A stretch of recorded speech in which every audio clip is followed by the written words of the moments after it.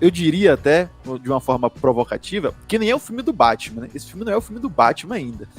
É um filme, uma espécie de pré-Batman. É uma espécie de outro herói anterior ao Batman, que se chama, inclusive, nem se chama Batman, se chama Vingança. Ou seja, ele não tem ainda essa identidade do Batman, né? Ele não fala, eu sou o Batman, ele fala, eu sou a Vingança. O que é que você achou disso aí, né? O que é que você achou desse pré-Batman e a Vingança?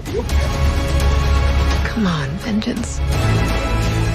Let's get into some trouble. Eu acho que o filme e o roteiro é muito feliz porque ele mesmo responde de alguma forma isso no fim. Quando ele se sacrifica, né, e se joga ali naquele Gotham Square Garden, e tem aquela cena no final que ele tá lá no topo do prédio todo elameado e tudo mais, e ele fala, a vingança diz respeito ao passado. Pegando já Nietzsche, a vingança diz respeito à culpa e ao ressentido. Então ali você tem um Bruce Wayne / Batman que ele tá ressentido.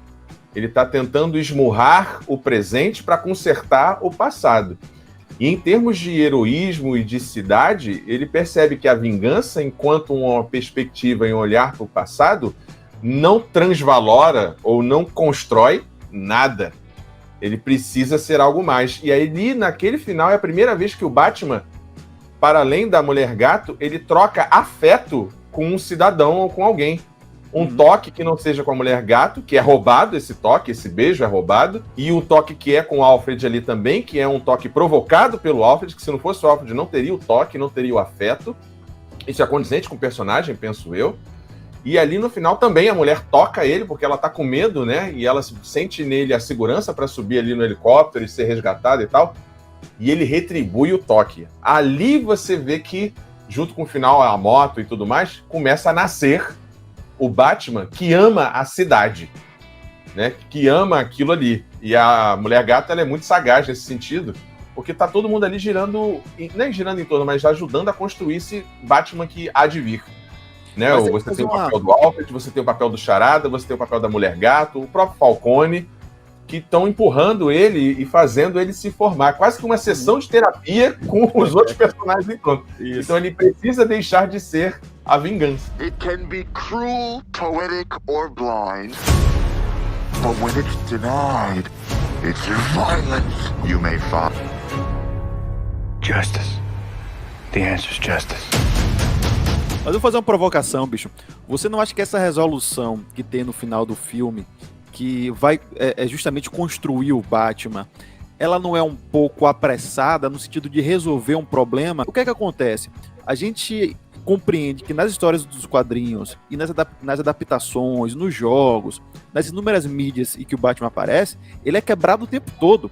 E nesse parece que tem uma coisa otimista muito cedo. Não, você não achou isso, não? Rapaz, eu acho que não.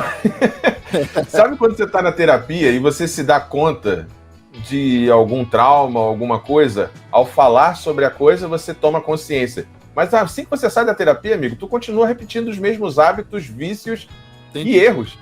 Entendi. Muito mais forte do que a mera, como é que eu posso dizer, percepção discursiva sobre o seu trauma. E ali, ele tem, não sei se ele tem um terapeuta ou não pareceu isso, mas ele faz um trabalho de terapia nos diários dele. Até para ser aquela coisa no ar, né? Gotham, 3 de abril, 11h59, não sei o que e tal. Eu queria até ver mais disso no filme, né? De ter mais. Tem lá no início e aí depois já estamos no final. Queria ter tido mais disso.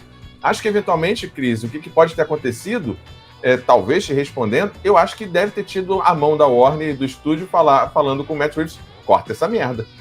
Tá longo. Vamos dar uma resolvida aí, porque não dá para ficar tanto tempo assim.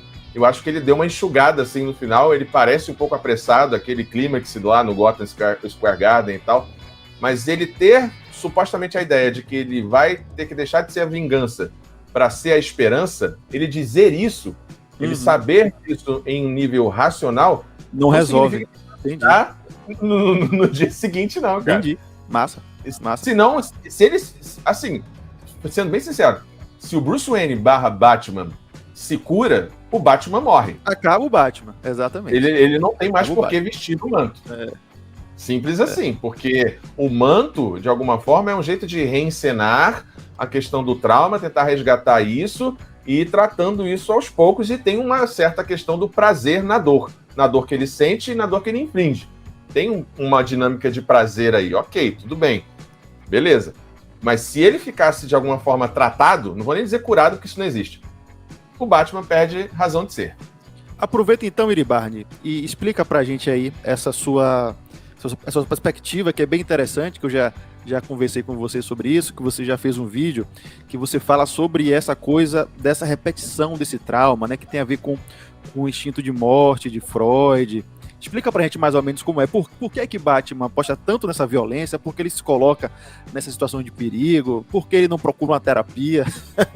Mas te respondendo, Cris, ou tentando pensar junto com você, é o seguinte, o Freud ele vai tratar uma ideia que aparece de modo marvetizado e mais leve na Marvel, né, no Thor Ragnarok.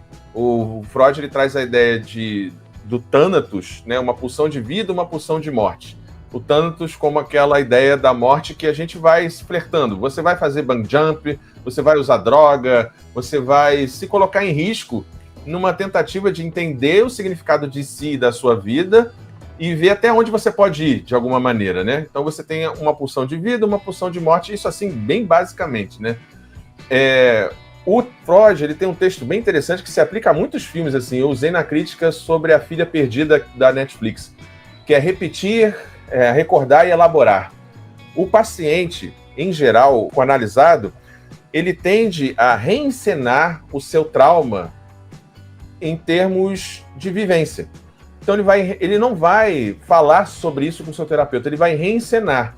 Então ele vai criar situações de reviver aquilo ali, para de alguma forma, ao repetir aquilo ali, em um nível pré-consciente, tentar elaborar aquilo ali, aquele seu trauma. No caso do Bruce Wayne, no caso do Batman, tudo que o pequeno Bruce Wayne gostaria que tivesse acontecido no incidente fatal ali na Máscara do Zorro, naquele beco fatídico, é que tivesse aparecido um justiceiro, que tivesse aparecido o Zorro, que tivesse aparecido o herói que ele acabou de ver no cinema para salvar a mãe, a ele e a tudo ali. Então isso ficou marcado numa espécie de psiquismo do jovem Bruce, num lugar que ele nem percebeu. Isso só foi voltar muito tempo depois. A ideia da capa, a ideia da máscara, porque o Batman é um herói cênico, ele é um herói no sentido teatral, ele é dramático. A capa, por exemplo, é muito importante para ele. Quando ele perde a capa ali na hora do wingsuit, né? Que ele passa sai da delegacia de Gotham, o wingsuit e tal, você vê o Batman sem a capa. Ele vira um demolidor, ele vira uma outra coisa, em termos de uniforme e tudo mais.